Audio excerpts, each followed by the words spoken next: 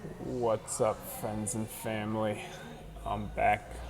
Uh, yes, I think it's been just about a week in Gulu now, so it's been quite the adjustment, and actually has been like a lot, or like got a lot easier. You adjust pretty quick, but and plus like everyone's super cool, so that helps a lot. Um, but yeah, so it's been quite the adventure. Um, I don't really know. Trying to think about the things we did. Just went out to the tree farm that kid Johnny bought. It's huge, and it's kind of like maybe like an hour away. And but yeah, so it's got to see that, and that was pretty crazy. Um, did my first motorcycle lesson, um, so probably need a lot of those based off the first one. But bought a bought a helmet today, so that was good. Staying safe. Um, so what else? It's been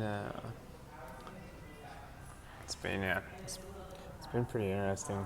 It's kind of crazy. Like I've just learned a ton of things about Uganda in general, and it's like the size of Oregon, or like a little bit smaller than Oregon. So it's kind of funny. And they speak like 56 languages or 58 languages in that same area, so which is like pretty ridiculous. Like when you think about going from like you know Eugene to Corvallis and it being like a different language, or like Corvallis to Portland, or like whatever. Pretty nuts. Um, but yeah, what else?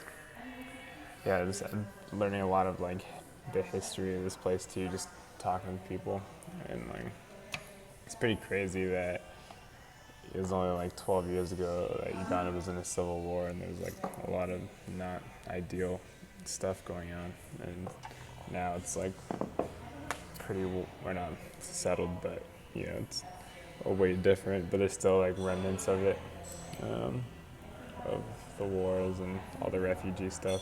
It was really funny walking around because you see like a lot of like t-shirts for like uh, for like stuff in the U.S. Like I saw like an Iowa Hawkeyes shirt, like some Oklahoma stuff. It was just kind of funny, just like weird, or not weird, but like things you wouldn't necessarily see or expect to see.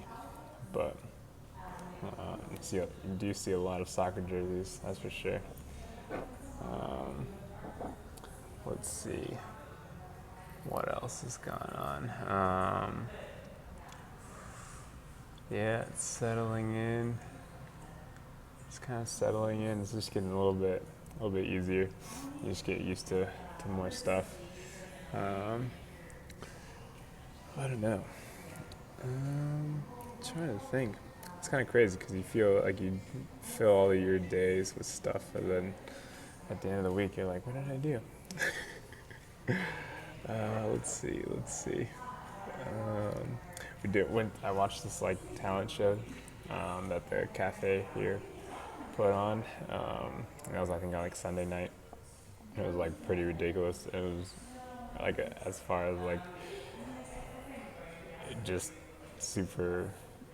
I don't know, just a lot. But one of the funny parts I thought was like it was kind of like the 80s or 90s for like the Ugandan side, because like there's just like a bunch, or not a bunch, but most of the performers were like break dancers, and like there's one like as a kid was wearing like this old 90s like windbreaker with all like the neon colors, and we were just breakdancing it up.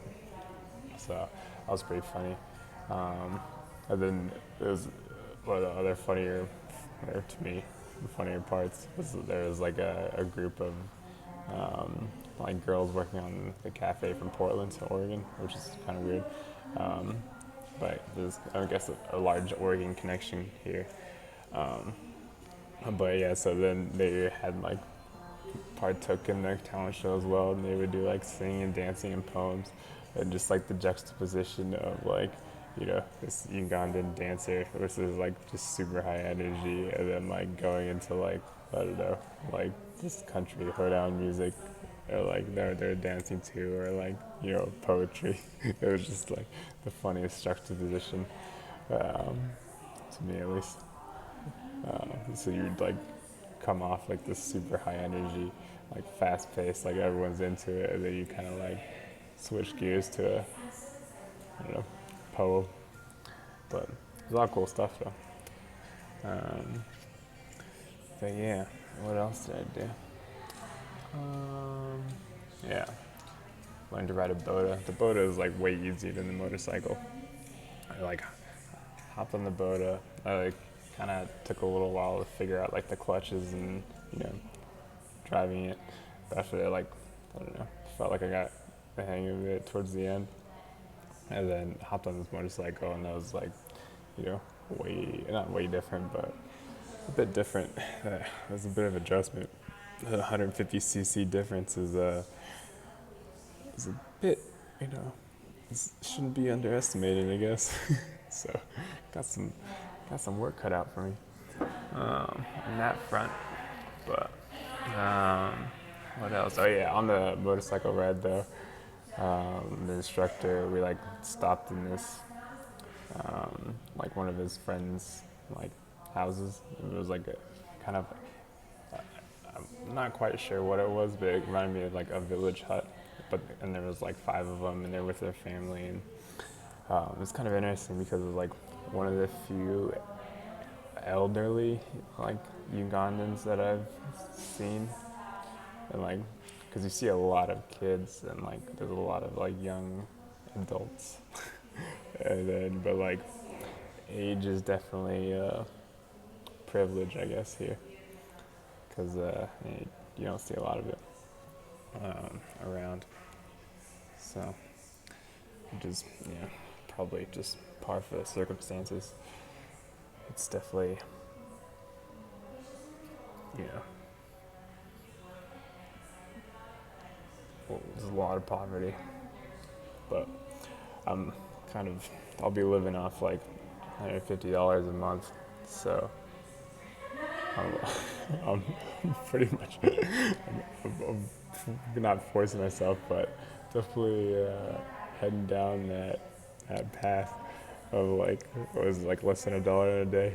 I'll probably be like $2 or $3 a day. Um, so I'll be closing in, but I still do pretty well in comparison. It's always good to get a good perspective check. Um, but yeah, so man, trying to think. One thing that you learn a lot, or like it's just part of living in Uganda, is you learn how things work like real fast because there's not a lot of like I don't know, like a lot of things just don't work, and so you just have to like figure out how to fix them. Um, so like to do that, you have to figure out how they work in the first place. So it's kind of funny. I don't know, just one of those things. But yeah, so hopefully things go well. Everything seems to be moving right along, so we'll see. Keep you updated. So that's the week in rewind. All right, till next time.